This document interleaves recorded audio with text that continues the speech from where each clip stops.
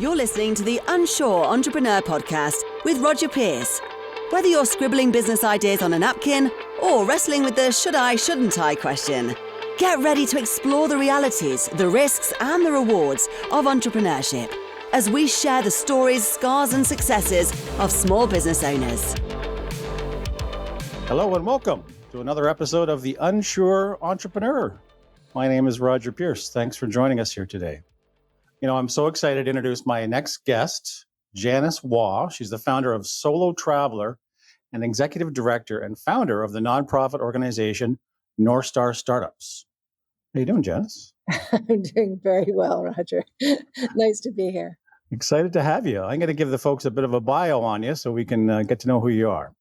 Janice is the founder of solotraveler.com, a platform that provides extensive resources and support for solo travelers. For over a decade, her team has been monitoring the solo travel market and producing annual data through comprehensive reader surveys. Solo Traveler connects with over 60,000 subscribers via email and engages with more than 270,000 members in the Solo Travel Society on Facebook. Wow. Additionally, Janice is the executive director and founder of Northstar Startups, an organization dedicated to helping individuals facing food and financial instability develop self-employment and small businesses to help achieve economic security. Fantastic. Welcome again, Janice. Nice to have you here. Thank you very much, Roger. So we're going to kind of split our time. I want to hear more about your entrepreneurial journey because that's who you are, but also this amazing organization that you've helped to co-found that's helping entrepreneurs. So you are a double whammy entrepreneur. Where do you want to start? Well, let's talk about your inception story and for Solo Traveler. Tell us more about what it is, because it's a very unique industry and your revenue model is fantastic. You're making money off content and all kinds of interesting things that people need to learn about. So let's start about, tell us a bit more about the business and how you got into this. Okay, so how did I get into this? Well, my husband passed away. So after decades of travel, went on my first trip when I was 15 and never traveled again with family for like 40 years or something, right? So travel is like in my bones. Anyways, my husband passed away. And so I was kind of looking for what was next for me. It occurred to me that I'd be traveling alone, that I'd be traveling solo. And so I picked up my computer, as a good writer does, to research and discovered that the first thing that showed up was very spammy, very hookup-y, that kind of thing. And I thought, no, there's another voice that's needed out there. And so actually the next day I started. Just, Twitter is just kind of coming into fore and I just started and it's grown. And so it came out of a very personal place, but then became quite public and quite large. But it's also the nice thing is that it's a combination. I had a conference and trade show business. So I'd kind of been through the full business cycle where I'd started and then sold that. Then I was a freelance writer. And all I really needed to learn was the technology, what's going on the online world. And so it was a challenge, but it was also a natural development. So yeah, that's where it comes from. For people who don't know, and I need a refresher, explain to me the whole concept and challenge of solo traveling. Okay, so if you're traveling independently, it's pretty straightforward. But if you want to go on a tour or a cruise, you're going to be charged what's called a supplement. Because the tour and cruise companies prefer to sell to two people taking a room together, that type of thing. But if you're going alone and you actually want your own room, then they charge the supplement. So if it's two people, they might be paying $1,500 each for a trip. And when I started, a single person would pay $3,000. 100% supplement was not unusual at all. And so that's what we took on and started advocating and contacting companies and trying to change that model. And there are still many companies that have that model at 100%. I've seen even higher, 120, if you can believe it. But the companies that advertise with us can have no more than a 20% supplement, and many have no supplement at all. So Wow. That's been, that differentiator, that pain point that we've been able to address for our readership and been a very significant part of our growth and also our financial base. So if the room is $1,500, what does it matter if I have one or two people in there? The tour is $1,500. Oh, okay. So the tour company is paying for 2 rooms rather than 1. But let's think about it. They are not paying extra for their tour guide. They're not paying extra for, like, there's all sorts of things that are not additional expenses. So the tour industry just made it a standard of 100% more because they can make it double the sale by selling 2 people at once. And if you think of a cruise ship, all of those extras that get added to a cruise ship, now you've only got 1 person buying all those extras rather than 2 people. So there is a financial reason behind it. But with the shifting demographics, now there are actually more people that are not coupled than are. So with all those shifting demographics, and especially 50 plus, where there's more money for travel, then you get the people in the divorce sector and things of this nature. There's a big market. So many companies are discovering this market and really acting on it. Wow. Okay, so it's tours we're talking about. Okay, Yes. got it. That's helpful. Tours and cruises. Yeah. Yeah, we were on a cruise earlier this year down to the Gulf of Mexico. It was great, and I can see that. And you're a writer. I mean, your background is you're a professional writer. You and I have worked together. I've hired you to write some stuff for clients, and you've done very well. So you started writing this solo traveler blog, as I recall, and it evolved into this behemoth that is like, tell us some of the facets of your business now. The financial base is selling to companies. It's selling advertising to companies that will not charge more than the 20%. So that direct sales advertising approach is very much part of it. We've got a course that we sell. We have programmatic advertising, which is the ads that automatically get inserted in copy and content. We don't do much in the way of affiliate marketing, but that is a small piece of what we do. So there are many small streams, but the major revenue stream is the direct sale advertising. Direct sale advertising. You've managed to make money out of content, something near and dear to my heart. I'm still trying to figure that out. Yeah, it's a different space for sure.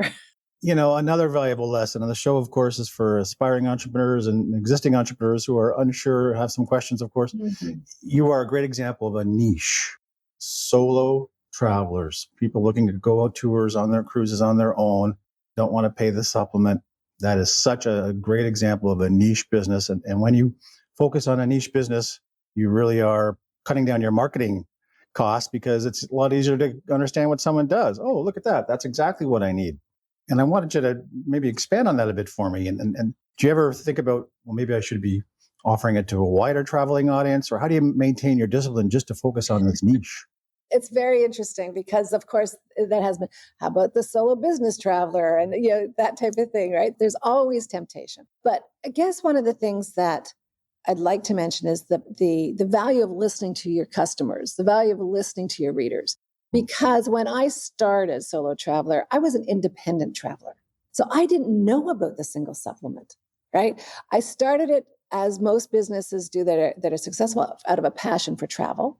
I started it out of personal circumstances where my husband had passed away. So I was traveling solo. That all happened organically.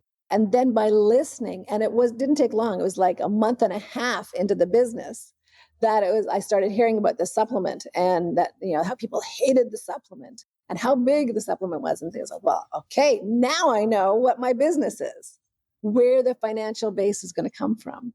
And it's by listening to customers that we learn these things in business. Great example there too. Listen to your customers first. Listen more than we talk.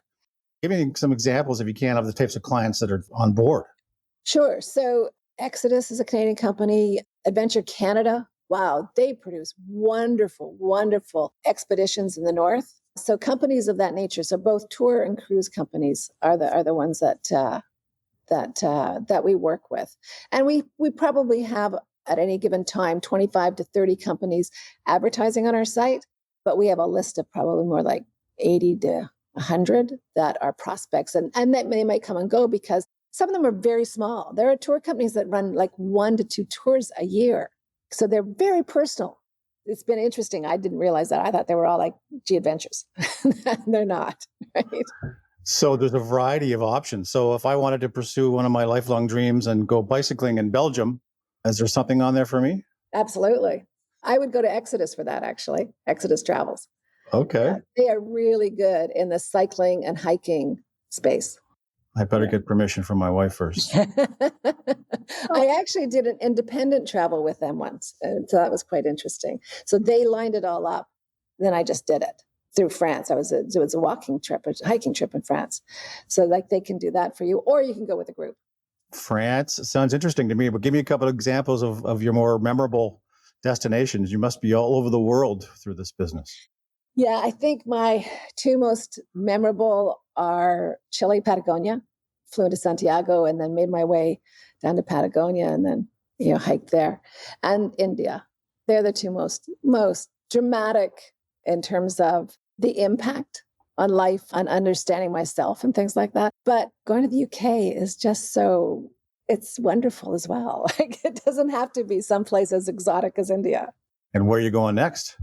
You know what? I don't know. I've got 3 possibilities. So I'm just toying. I'm just toying with it at the moment. As we were talking about with Northstar, I'm also busy with that. So I'm not, but prior to COVID, I was traveling about 3 months a year total. Now, not so much because during COVID, I co-founded Northstar Startups. And that is an excellent segue. Northstar Startups, northstarstartups.com, right? Yeah. I stumbled across the organization because I saw your post on LinkedIn and you're doing some fundraising. Tell me about this. This is a fascinating organization. What are you doing for people and who are you helping? Okay, so I was in Morocco when COVID was declared, pandemic was declared. Wow. Got home on a repatriation flight, all that kind of stuff. It was exciting. And then because I had been traveling so much, I had not been volunteering, and volunteering has been a big part of my life. So the first thing I did was went to volunteer Toronto. What's needed? I drove for Meals on Wheels for quite a while. The food space was really needed. And when you think about Meals on Wheels, it's seniors serving seniors, and they were all terrified. So being a little bit younger, I just delved in and was doing that. But then I got into the food bank space. When I was working at a food bank, I was giving out the fruit and veg. Small detail, I became vegetarian when I was in India. So there's a link. But meeting people, talking to people, and recognizing skills and talents, and also understanding that employment's not for everybody. I have 4 sons, and 2 of my sons self-employed. They're not good employees because they've got too many ideas, and that makes them great entrepreneurs. So I was starting to see some of this. I was starting to see skills and talents and underemployment situations like this. And so that's when the concept kind of came to me. Then I met with Bryson Dodge, who is kind of almost the opposite of me in a sense, right? He's an MBA, chartered accountant, that kind of thing. And I'm like the person that's, made things go as ever I want, right? So we're wonderful together. Words meet numbers. Yeah, exactly. This was in 21 that we met and we started working on this project. So give me some size and scope here now. I mean, the website's fantastic. It looks like you got some success stories on there. Give me some particulars.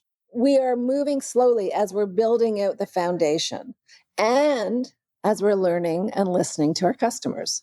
And our customers face more challenges than you and I have ever faced in our lives. Such as?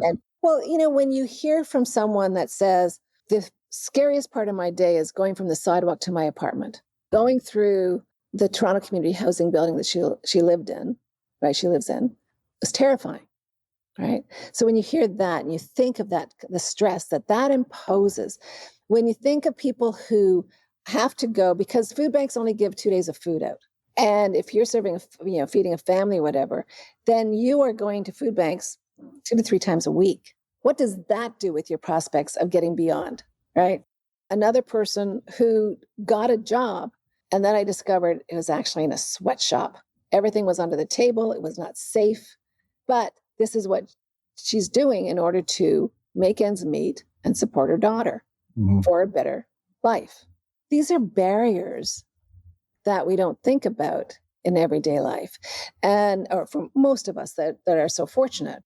And then, of course, there are people on Ontario disability. And in that situation, it's not necessarily, the goal isn't to get people off disability, but to enhance their life with greater confidence in themselves, As a matter of fact, when we ask people what are the people that we serve, our clients, what we do for them, they don't talk about the mentor we give them. We don't talk about they don't talk about the financial support. They don't talk about the workshops. I don't talk about the infrastructure that we built. They talk about the confidence that we've given them, a different sense of themselves and hope. It's very interesting. So when you're asking about scale and the like, I have to say, 15 businesses have been started to various degrees of success, but hundreds of lives we've touched in one way or another through our workshops, through talking to people in food bank lines about what we do. And it kind of changes things in small ways. And then the people that make it into our business incubator, it changes things in big ways. Fantastic. One of the things I love about entrepreneurship, it can solve a lot of life problems, can it? Hey, I was a freelance writer. I worked for you. Did you ever ask me what my credentials were to be a freelance writer? I don't think so. You just wrote well. I just declared myself a writer and you came up and said, we need a writer. Let's see your work. I have no credentials to be a writer. Right? Well, look at you now. But that's the nature of self-employment, right? Yeah. You can be self-educated as long as you're diligent and willing to learn your craft better and better all the time and respectful of the clients. And, you do all the fundamentals of business. This is possible. There's no one saying, oh, you don't have a bachelor's degree. None of that. It's gone. I was talking about that earlier in another podcast with a guest. There's no credentials to be an entrepreneur. There's no license. There's no driver's license. There's no small business permit to operate, to become an entrepreneur. You really just got to learn the skills yourself and surround yourself with old people and the things you're helping entrepreneurs to do and have the confidence, like you alluded to earlier, to get out there and try your own business. That's right. And fortunately, there's so many resources now. Oh, I can't remember. I don't know how many incubators there are in Toronto. There must be 50 at least. There are tons of incubators, but more, if you want to take a more direct route, depending upon how big you want to be, just go to YouTube. The resources are incredible. Your podcast, right? Like, there's just so many. You want to learn. I was just talking to someone yesterday. You need a CRM. You need something to track your customers. And the place to start is with a Google spreadsheet because it's absolutely free. There you go. There was a YouTube video on how to create a CRM out of a Google spreadsheet. It's all there for you. So you just need to know what you're looking for. You're right. There's so many resources. This is what I call the era of the entrepreneur because there's so many empowering aspects and facilities and resources out there. You just got to look. And it's part of my mission too, to help shed some light on some of the resources out there that may not otherwise be known. And I often tell people in terms of funding, there are billions and billions of dollars of tax subsidies, grants, loans, job wage subsidies available from the federal, provincial, and even local governments. In the States, it's times 10. There's lots of resources out there if you just look and you hunt. And like you alluded to, all the tools and technology and things that are available to us make it really easy to get into business. You don't have to spend a couple $100,000 to start up a restaurant, which is a risky category. Less than $1,000, less than $500, you can get a little service-based business going. Shopify plugin, something like that, doesn't have to cost an arm and a leg, does it? No. So the businesses that we support are primarily service-based. Actually, one of our entrepreneurs just redid my patio in the backyard. Oh my God. Right? I mean, that takes skill. That takes knowledge. That takes drainage knowledge. And I have to say, that big storm on Tuesday, there was no pooling. That drained beautifully. I was thrilled. Good timing. Yeah. Really, yeah. But the reality is that he can then keep that business small, just himself, going around and he's got a whole customer base that he's working, right? Or he can hire people and have a team, and then he could have 2 teams, and then he can go to another city. I mean, a service-based business can be as tiny as you want or as huge as you want, right? Good point. Yes, you're right. And that comes down to choice. Do I want the headaches of scale, or do I want to just keep it small and that's right, efficient, charge large, hopefully, because you're dealing with smaller volume? But these are all the options. It's all about designing a business tailored to you. Yes, absolutely. I think you and I are both proponents of that belief. You don't have to be a Dragon's Den type person, do you? You can have a very small, successful business. I know lots of entrepreneurs who have made it through the grind for 20, 30 years, and now they're like, ugh, I don't want employees. I just want to be me. You know? They downsize on purpose. They keep it simple. Absolutely. When I sold my business, it was 98 or whatever. I never wanted an employee again. There you go. Yeah. Now I have a couple of partners, kind of employee partner kind of things, right? For Solo Traveler. But that's the thing, is that entrepreneurship should feed you, should serve you. And you don't have to make it what someone else thinks it should be. You can make it what you want it to be. Make it what you want to be. Well, as you were coming along, what would you say was one of your biggest challenges? What kind of hurdles did you have to overcome in building Solo Traveler? I had to be realistic about what my income was, and that's fine. There are prices to pay as well. It's not like my income was steady the whole time. Exactly. Lumpy cash flow, as I call it. That's right. But the reward is greater from my perspective. The reward of being self-employed and having the flexibility in my life to do what I want, to write a guide for you at a coffee shop, or to be able to travel and be able to, and write off that travel from my tax returns, right? That's a pretty big reward. For this, I'm willing to go through a bumpy time in terms of the money coming in. Makes sense. And again, another piece of wisdom you've inadvertently shared there is design your business to suit your passions and your desires. Yours is travel. You're in the travel industry business. This is what people have to think about when they're starting up a business. Don't get into something that's not a good fit, right? If you want to travel the world, then let's make it so. If you want to write every day, let's make it so. If you want to deal with people or help people, let's think about that and come up with some business ideas appropriate, right? Absolutely. Because that's what keeps you in it for the long run. It's been 15 years with Solo Traveler. That's a long time. That's my longest time, to tell you the truth. If you're doing something that you love, or it's connected to something that you love, because no business do we love every aspect of the business. I still have to do accounting. I still have to, do tedious work, right? Tedious work is there, but the payoffs are there. And by being in a space that's really important and important to me, it gives me stamina. Do you wake up every day anxious to get to work? Yes, I have to say I'm pretty good at that. That's great. And that's a feeling it's hard to relate to unless you're an entrepreneur and you found your calling. And I have to say, for me, some mornings it's about Northstar, because I invest a lot of my time there because it's a passion project. Sure. And sometimes it's Solo Traveler. That's the feeling I wish more and more people would get to experience in their life, waking up in the morning and anxious to get to work. The clock moves too fast as an entrepreneur. I'm running out of time. Oh, I didn't get to this. I didn't get to that. Damn it. It's already 6 o'clock or 7 o'clock. And I got to go take my kid to baseball or something. But the clock moves way too fast. Whereas people with a job, the clock is very slow. But we don't like it. We hate our job. And I just think that's a terrible way to live. But we're here to help change some of that. Yeah, to make the unsure entrepreneur more sure of themselves, right? There you go. I love the name of your podcast. Well, thank you very much. Now, listen, I wanted to ask you about your community. Did I see 270,000 and over? Yeah, it's about 275 on Facebook. That's over 15 years of building, right? But 275,000 on Facebook. The mailing list is the bigger deal in my mind, because a mailing list is the most direct route to customers, and it's a route that cannot be taken from you through an algorithm change. Good point. And when I sold my business in 98, what we sold was our brand, our space in the market. They took us out of the market, and our list.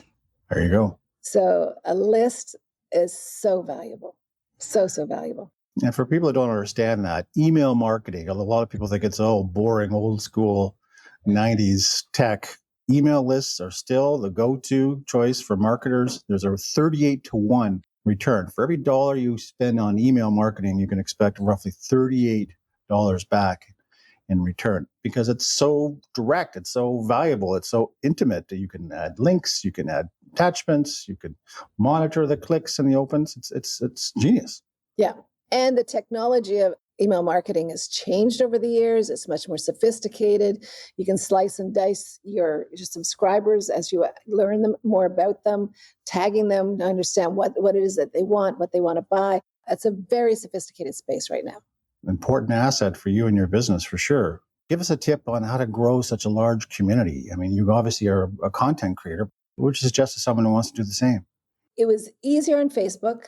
I think it still is. It's easier on Facebook than it is on Instagram. Community is not natural to Instagram, whereas it is more so on Facebook, though you are dealing with a specific demo. It changes demographic. So it's not the right place to be just because you can build community if the demographic's not right. You have to think about that as well. But on Facebook, it was about interaction. It was about asking interesting questions. It's about letting the members of the community ask questions. So we are not a group. It is a Facebook page so that the moderation is more controlled, right? So that we control the branding, we control the messaging, things like that. But people can message us and say, I'm going to Brussels. If we're going to stay in Belgium, I'm going to Brussels. And what do people have suggestions for me to do, or where to stay? And so we'll put that up there, and then the community steps in and shares and reports. And we've had a couple of situations where a new solo traveler has been in a new location. It's their first trip, and they're terrified, and they're like, and so they go on and they message us, and then we put it on the Facebook, and like all these people from the Solo Travel Society are there and supporting them and cheering them on. It's quite extraordinary. Is that what it's called? The Solo Traveler Society? Solo Travel Society. And there you go. That goes off brand, right? Traditional branding would say, call it Solo Traveler. Your site is Solo Traveler, right? But we wanted to make a community. So that's why we kind of put up this cutesy Solo Travel Society thing. And so people feel that they feel ownership. They feel like members.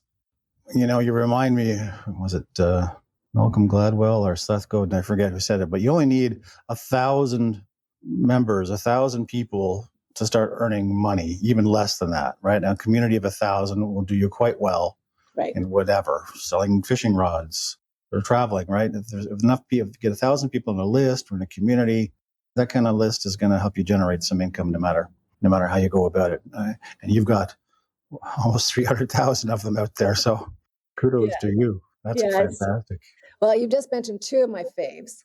Everyone should be listening to Seth Godin. And actually, it was because his book Tribes came out at around the same time.